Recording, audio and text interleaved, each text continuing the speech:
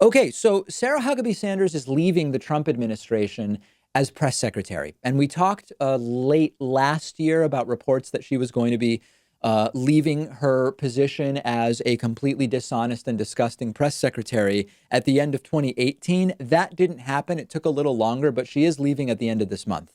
And she is going to be leaving the White House and the Trump administration in a state of total dishonesty and embarrassment for the relationship that the Trump administration has had to the press corps. Remember that she has not actually done a press briefing for just under 100 days. I don't remember the exact number, but it's the first half of, I think, March that she did her last press briefing. So in a sense, it's a perfect time to leave because she's basically been missing as press secretary for a long time. This announced, of course, by presidential tweet, Donald Trump putting the most positive possible spin on it, saying, quote, "After 3.5 years, our wonderful Sarah Huckabee Sanders will be leaving the White House at the end of the month and going home to the great state of Arkansas. She is a very special person with extraordinary talents who has done an incredible job. I hope she decides to run for governor of Arkansas. She would be fantastic. Sarah, thank you for a job well done." I actually can't think of any extraordinary talent that Sarah Huckabee Sanders possesses other than the ability, and I guess it is a sort of talent. Most people would cringe at doing it. She does have the extraordinary talent of being able to tell absolutely disgusting, provable lies with no visible shame or embarrassment on her facial expression. And in the context of the Trump administration and defending what she's had to defend for these 3.5 years, I guess that does take something akin to talent or skill. And again, on the merits, hilariously, it barely matters that she's leaving because as far as the press briefings are concerned, there hasn't been one in nearly 100 days. And it's really, really important that Sarah Huckabee Sanders' actions and her role in the propaganda machine of the Trump administration not be sanitized in retrospect. We've talked about how we've got to be careful when we talk about ways in which George W. Bush was not as bad as Donald Trump in terms of his diplomatic skills, relationships to allies, whatever. We don't want to be incorrectly looking back at Bush with rose-colored glasses because he was a horrible warmonger who supervised absolutely terrible economic circumstances and boneheaded military decision after military decision.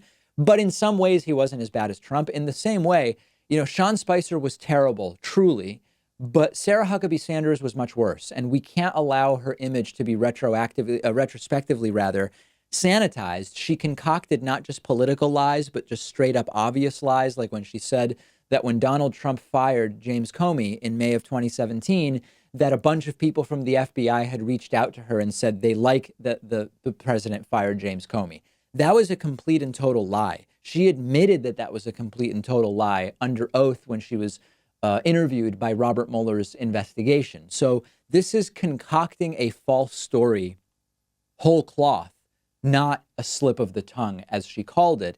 And I could sit here and just list a bunch of these demonstrably false lies that she's concocted. Many of you already know them. The point is, she needs to be remembered for shameless lying. And Paul Waldman wrote in the Washington Post over the weekend about this, and he said, quote, "In a more just world, Sanders would be shamed and shunned forever. She wouldn't be able to get a job. Her neighbors would avoid her. She would be regarded with the universal contempt she has so richly earned. It's not the world we live in. She'll be welcomed back in Arkansas as some kind of hero. She will be a top prospect for all sorts of big companies with nice salaries." And Trump actually, I don't know if he's joking by saying she could be governor of Arkansas. She probably will have a good shot at being the governor of Arkansas at some point in time. Her track record of lies and deception have almost qualified her for future riches and prominent, prestigious positions. And that's a bigger problem than her.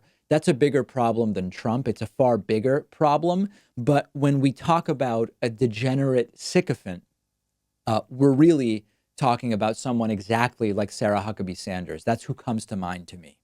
Let me know what you think about her departure and the timing of it. I'm on Twitter at @dpakman. The show is on Twitter at David Pakman Show. It is a very, very good show today.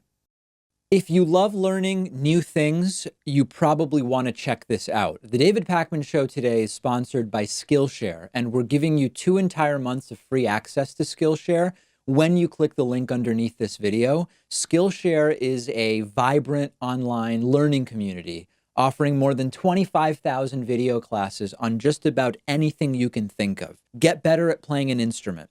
Learn to use Photoshop, how to edit videos. They have classes on drawing, painting, business, cooking, nutrition, personal productivity, and I'm not even really scratching the surface. I recently took a great class on introductory watercolor painting.